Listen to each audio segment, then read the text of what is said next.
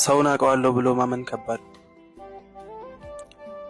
ሰው እሱ የሚፈልገውን ነገር ካንተ ለማግኘት ካንተ በላይ ሰው የለም፣ ካንተ በላይ አማካሪ፣ ካንተ በላይ ዘመድ ጓደኛ፣ ካንተ በላይ አዋቂ፣ ካንተ በላይ ለሱ ህይወት አስፈላጊ እንደሌለ አድርጎ ያቀርባል።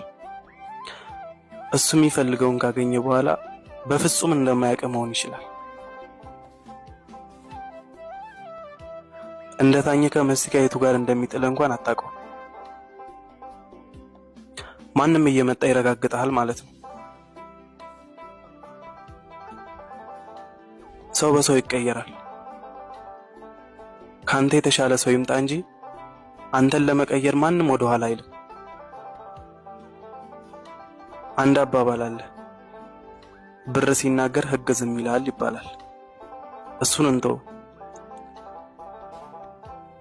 አንዳንዴ ግን ተበድሎም አርፎ መቀመጥ የበደሉንን ልክ ናችሁ እንደማለት ነው።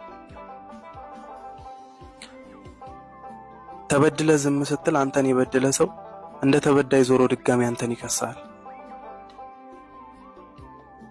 ማንም ሰው ተበድሎ ዝም አለ ማለት እኮ እኔ አቅም የለኝም ፍርዱን ከፈጣሪ ይጠብቃለሁ ማለት እንጂ ድጋሚ በድሉኝ ማለት አይደለም።